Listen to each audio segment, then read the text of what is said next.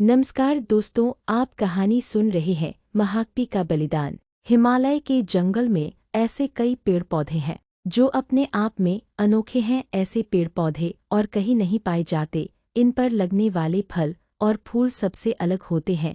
इन पर लगने वाले फल इतने मीठे और खुशबूदार होते हैं कि कोई भी इन्हें खाए बिना रह नहीं सकता। ऐसा ही एक पेड़ नदी किनारे था जिस पर सारे बंदर अपने राजा के साथ रहा करते थे।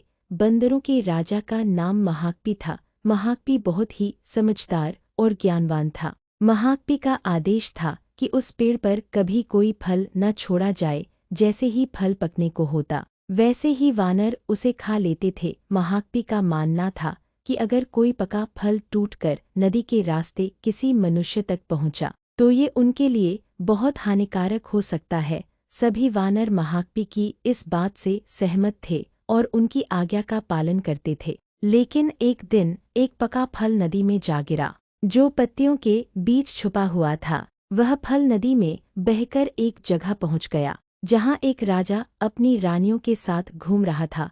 फल की खुशबू इतनी अच्छी थी कि आनंदित होकर रानियों ने अपनी आंखें बंद कर ली। राजा भी इस खुशबू पर मोहित हो गया। राजा ने अपने आसपास निहारा तो उसे नदी में बहता हुआ फल दिखाई दिया। राजा ने उसे उठाकर अपने सिपाहियों को दिया और कहा कि कोई इसे खाकर देखे कि यह फल कैसा है। एक सिपाही ने उस फल को खाया और कहा कि ये तो बहुत मीठा है। कहानी सुनना एक अच्छी आदत है और आपकी रुचि में बहुत ही गहराई है। अगर अभी तक आपने चैनल को सब्सक्राइब नहीं किया है तो चैनल को सब्सक्राइब करें और कमेंट बॉक्स में कहानी कैसी लगी जरूर लिखें। तो आगे बढ़ते हैं। इसके बाद राजा ने भी उस फल को खाया और आनंदित हो उठा। उसने अपने सिपाहियों को उस पेड़ को खोज निकालने का आदेश दिया जहां से ये फल आया था। काफी मेहनत के बाद राजा के सिपाहियों ने पेड़ को खोज निकाला। उन्हें नदी किनारे वो सुंदर पेड़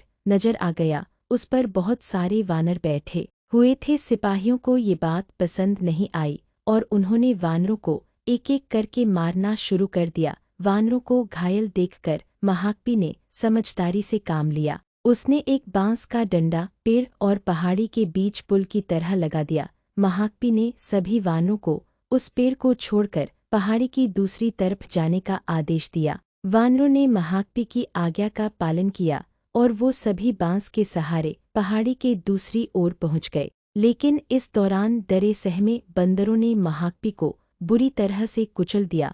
सिपाहियों ने तुरंत राजा के पास जाकर सारी बात बताई। राजा महाकपी की वीरता से बहुत प्रसन्न हुए और सिपाहियों को आदेश दिया कि महाकपी को तुरंत महल लेकर आए और उसका इलाज करवाएं। सिपाहियों ने ऐसा ही किया। लेकिन जब महाकपी को महल लाया गया तब तक वह मर चुका था। कहानी से सीख वीरता और समझदारी हमें इतिहास के पन्नों में जगह देती है। साथ ही इस कहानी से यह भी सीख मिलती है कि हर मुश्किल घड़ी में समझदारी से काम लेना चाहिए। कहानी समाप्त हुई। आपको यह कहानी कैसी लगी कमेंट बॉक्स में लिखकर जरूर बताएं। धन्यवाद।